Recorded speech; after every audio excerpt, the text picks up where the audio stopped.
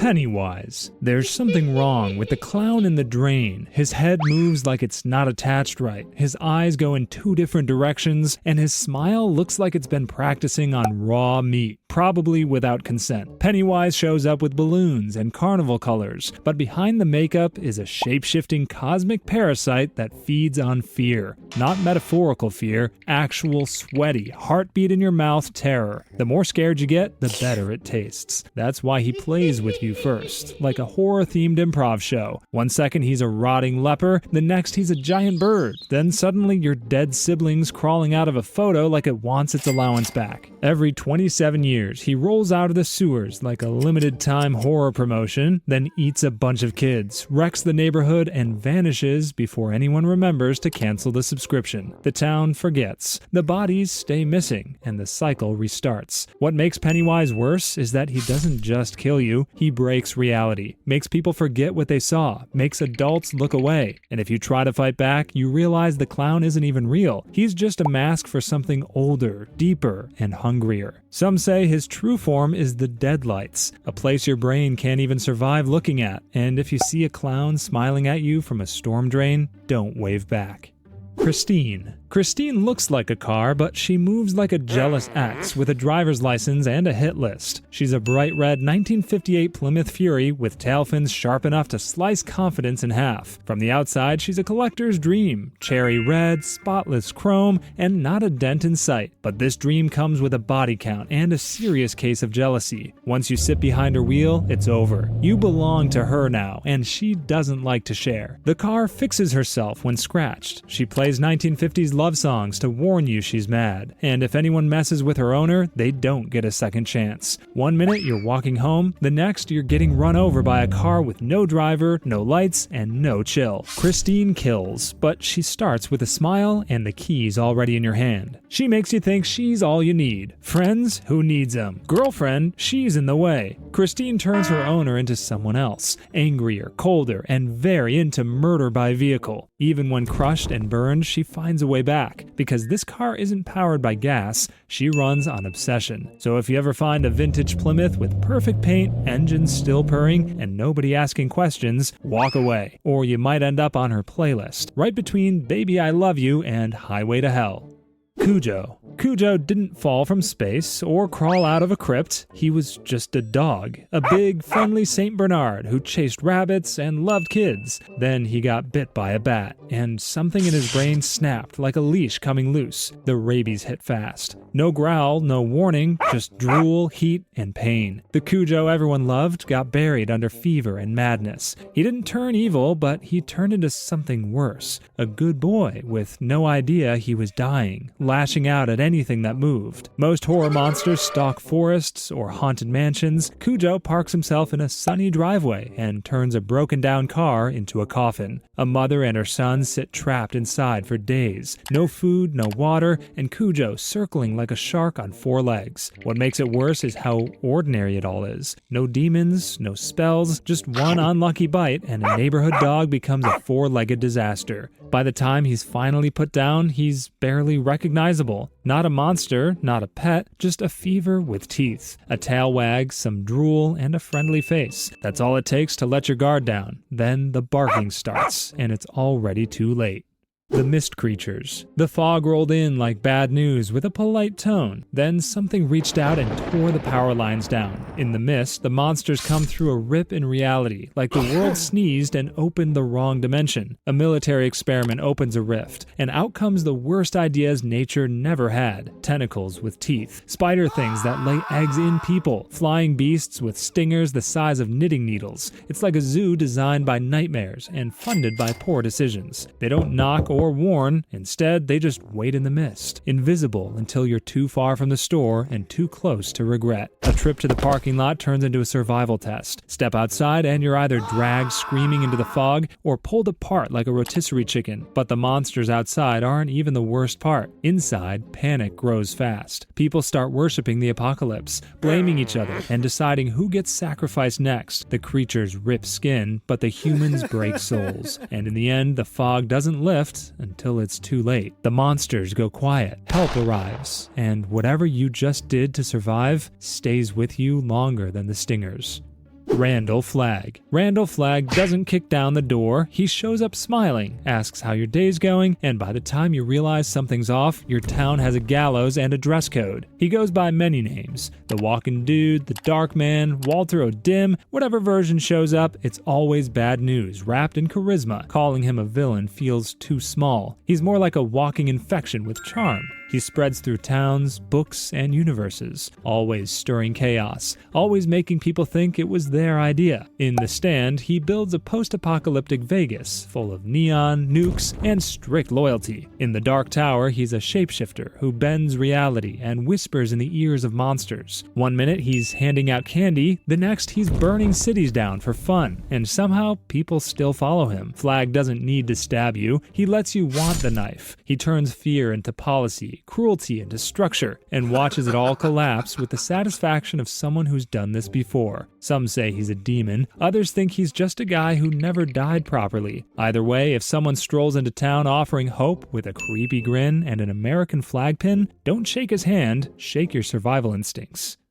The Overlook Hotel. Some hotels give you a mint on the pillow. The Overlook gives you hallucinations and a complimentary breakdown. Then it shows you something you'll never unsee, like a party that never ends and no one ever leaves. On paper, it's just a hotel in the mountains. Big windows, fancy ballroom, blood elevator, the usual. But once you're inside, time starts to slip. Hallways stretch, rooms rearrange, and the ghosts don't act like ghosts. They serve drinks, give advice, and politely suggest you murder your family. The place feeds on pain like it's room service. The more trauma you bring in, the faster it unpacks. Jack Torrance wanted to write a novel. The hotel gave him an axe instead. His son had psychic powers. The Overlook tried to use them like a Wi-Fi signal from the beyond. It's never just one ghost. The hotel itself is the monster. Everything inside is part of it. The twins, the bathtub lady, the bear costume guy you should never Google, all pieces of one slow, smirking breakdown. And when winter ends, it resets the table, makes the beds, and waits for the next broken family to check in. The Langoliers. The Langoliers, a group of plane passengers, wakes up mid-flight and realizes everyone else has vanished. No crew and no pilots, just a plane full of leftovers and confusion. When they land, the airport is silent. Clocks tick, but there's no sound. Food tastes like dust. The world feels expired. That's when they find out where they really are, the past. Not metaphorically, they're literally stuck in yesterday, and something's coming to clean it up. Enter the Langoliers, floating meatballs with chainsaw teeth. They chew through time like it's bubble wrap, devouring everything behind the present moment. Buildings, landscapes, even light itself. They float in, buzzing like bone saws, and tear through the leftovers of time like cleanup crew from a nightmare. And if you're still standing there when they arrive, you go on the menu. They don't talk and they don't think, they're just hunger on autopilot. The only way to escape is by flying forward in time, which sounds smart until your pilot's blind, your plane's glitching, and your only guide is a kid with psychic tourism tips. Time travel stories usually come with paradoxes. This one comes with teeth. Rose the Hat. Rose the Hat looks like she should be selling crystals at a farmer's market. Instead, she's leading a roaming death cult that feeds on the souls of terrified children. In Dr. Sleep, Rose runs a group called the True Knot, a gang of seemingly harmless RV people who don't age, don't die, and survive by torturing kids with psychic powers. The more the kid screams, the sweeter the steam. So they take their time, because the more the child suffers, the stronger the steam. That's what they call the life force, and they inhale it like it's gourmet oxygen. Rose charms people with a grin, a top hat, and that cool aunt energy. But under the scarf and soft voice, she's something else. She can read minds, track people across states, and trap you inside your own thoughts like a psychic bear trap. And she does it with style. The True Knot drives from town to town, hiding in plain sight like a family road trip powered by child screams. By the time you notice the van, it's already too late. Rose stands still and smiles, like someone who already knows how the story ends. Because when the steam runs dry, she always knows where to find more. The Crimson King. In the Dark Tower series, he's the thing behind the curtain, the final boss of Stephen King's multiverse. A being so evil, he doesn't want to rule the world, he wants to break it like a cheap toy. Every dimension, every timeline, every reality, gone. Just static and dust where creation used to be. He hides in the shadows for most of the series, sending others to do the dirty work. Flag, vampires, low men in yellow coats, even robot bears with satellite dishes for eyes. And while everyone else fights for power, the Crimson King wants silence. No good, no evil, just collapse. Visually, he's a mess. Sometimes he's a shapeshifter, sometimes he's a red-skinned old man with glowing eyes, sitting on a balcony at the edge of existence and throwing literal snitches at people. Think cosmic horror meets angry retirement home escapee. By the time you see him, it's already too late. He's the type of villain who doesn't deliver speeches, he unravels the plot. He's less of a character and more of a cosmic software bug that wants to uninstall reality. And when the Crimson King stares at the Dark Tower, the spine of the universe, he doesn't see beauty, mystery, or meaning, he just sees something that hasn't collapsed yet, a problem he plans to fix.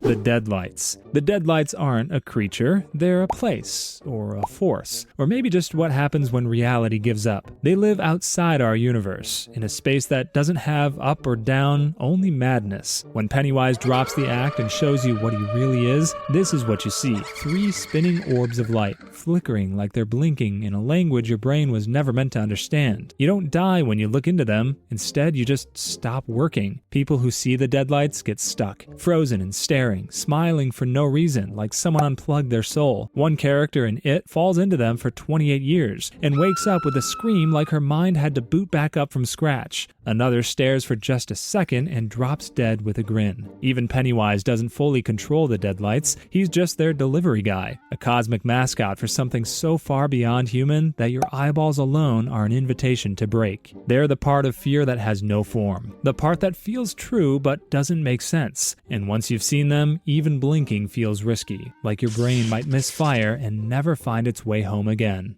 The Tommyknockers. Nobody saw the spaceship fall from the sky, they just started digging and found something that shouldn't have been there for a long time. And when the town of Haven, Maine found it, things started to get shiny. In the Tommyknockers, it starts with inventions. A soda machine that reads your mind, a typewriter that writes by itself, flashy stuff built by people who flunked high school science, now suddenly channeling alien brilliance like it's on tap. But the smarter they get, the sicker they look. Teeth fall out, hair thins, skin goes gray, and nobody sleeps anymore. But the ship underground hums like it remembers something, and every day it remembers more, and it's turning the townspeople into something else. They stop caring about each other, stop asking questions. They just tinker, obey, and hum and sync like they've got Wi-Fi from another galaxy beaming directly into their skulls. The Tommyknockers, whatever they are, don't invade with weapons, they use curiosity. They let you pick up the shovel, open the hatch, and ruin yourself in the name of progress. And by the time someone finally realizes the truth, the town's already gone. The people are hollowed out, the tech is glowing, and the ship is smiling, not with a mouth, but with the silence that comes after everyone's changed.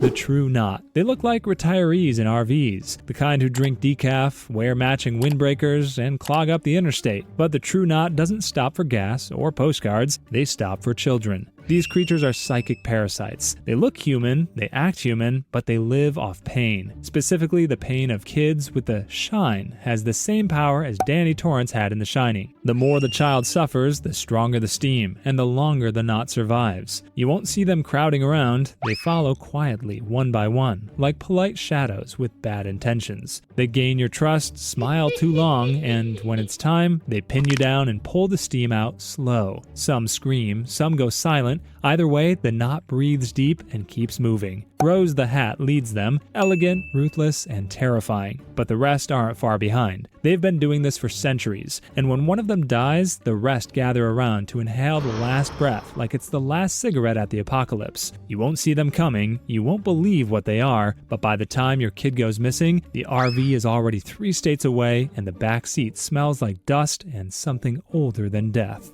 Tak. In Desperation and the Regulators, Tak is a disembodied entity trapped in an ancient mine. Not a ghost, not a demon, more like a virus built from pure malice. Once someone opens the mine, it slips out and finds a host. Tak skips the heroes. It finds the ones already cracking and makes the break permanent. He looks for the angry ones, a sheriff with a grudge, a kid with too much power. It slips into their heads and wears them like puppets, twisting their faces into grins that don't fit and making their words echo with something that shouldn't be speaking English. When Tak moves in, things get strange fast. Dolls come to life, animals mutate, whole towns turn into haunted cartoons, people vanish into walls or explode into dust. Taking over is just step one. What comes after looks more like a one-man show with casualties, and if it gets bored, it finds a new host or digs deeper. Because Tak's favorite game is wearing your skin until it breaks, then finding someone else and doing it louder. Some monsters want food, others want fear. Tak wants expression. It wants to turn your world into its own personal art project, and you're the canvas.